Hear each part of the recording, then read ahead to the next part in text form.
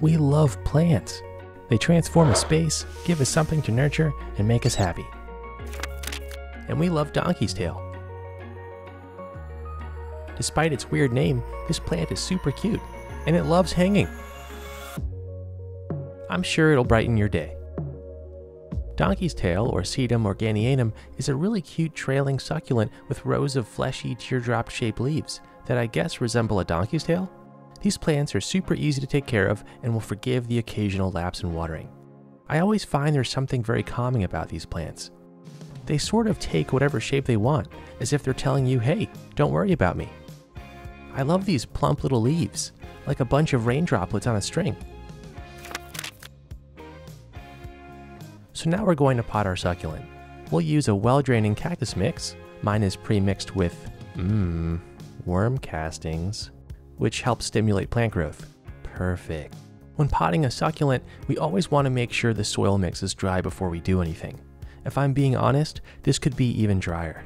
The potting mix, however, is bone dry, so I'll dive in. The things I do for you guys. Since this plant is so delicate, I'm just going to go ahead and cut it free from its nursery pot, being super careful. Like I said, delicate. See how even being really careful a few pieces snapped off? Don't worry though, this won't affect the overall health of the plant. And there we have it. I like this tall pot that will allow these strands to hang off once they grow longer. It's only going to look better and better. Once we've got it into our planter with its cactus mix, we'll go ahead and water it heavily. It'll be thankful for the drink. These plants need a lot more water than most succulents. That means about once a week in the spring and summer and less in the winter.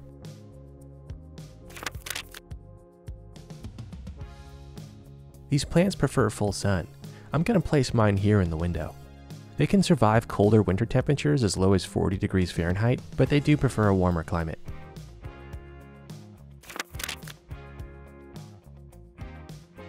Donkeys always remind me of Don Quixote. Please treat your plants better than that man treated his poor donkey. Also, these plants are non-toxic to pets and humans. And that should do it. So much bang for your buck with this plant. I think you'll love it.